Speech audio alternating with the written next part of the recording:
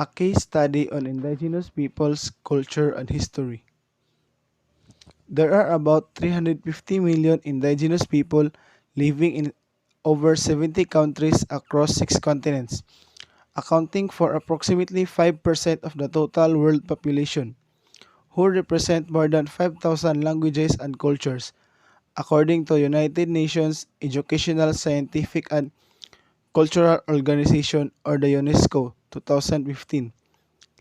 Indigenous people include Native Americans, Aboriginal and Torres Strait Islanders peoples in Australia, the Maori peoples of New Zealand, the Sami of Northern Europe, indigenous minorities in Africa, as well as various tribal people throughout Asia, according to Dyson and Underwood in 2006. The digital world that is amplified with text, graphics, audios, and video files are believed to suit well indigenous people's strength in arts, music, and oral forms, passing on knowledge, according to Dyson in 2003 and Dyson and Underwood in 2006. The internet accommodates many viewpoints and minority groups, such as indigenous people, to have knowledge placed back in their hand, rather than being interpreted through outsiders, according to Levy in 1997.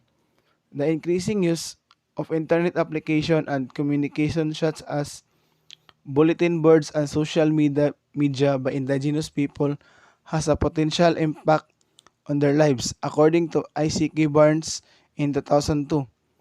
On the other hand, the adverse effect of ICTs on indigenous people and their communities have also been reported.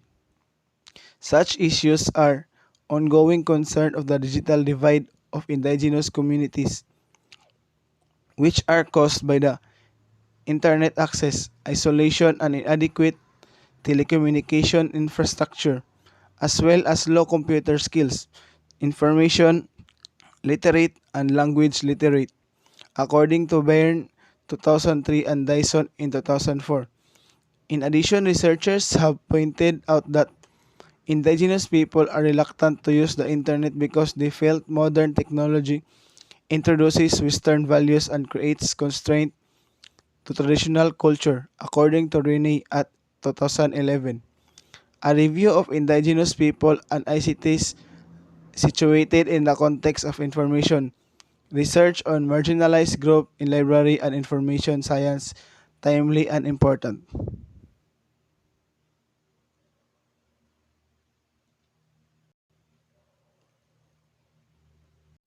For some people, the idea that everyone has culture could be new. This is particularly true for people who are part of the mainstream society. In this case, trying to identify your culture may be challenging at first because it's so natural and normal that it's virtually invisible to us. Sometimes it becomes clearer when you think about your culture in light of someone else. For example, how the holidays you can celebrate, the types of food you eat, the clothing you wear, and the way you approach events such as birth, death, and marriage are similar to or different from another culture. Conclusion.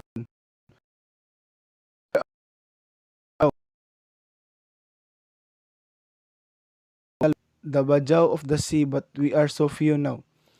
From a Bajau leader field interview in Sanga Sanga.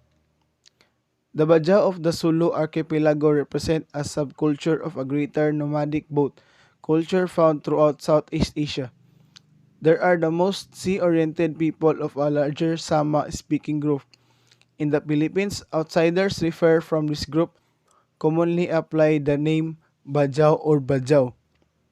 They have also been called by many other names by people within Sulu area as Orang Laot, Torigin, Luwagan or Luan, Palakwa, Palaw, Lutaw, Badjo, and so forth.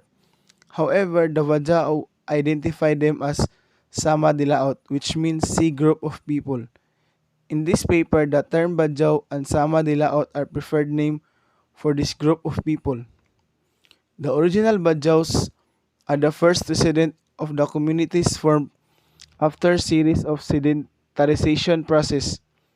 They are the ones who experienced boat dwelling tradition and are the experts of boat building and fishing. The real Bajau is a Dilaot, someone who consider him or herself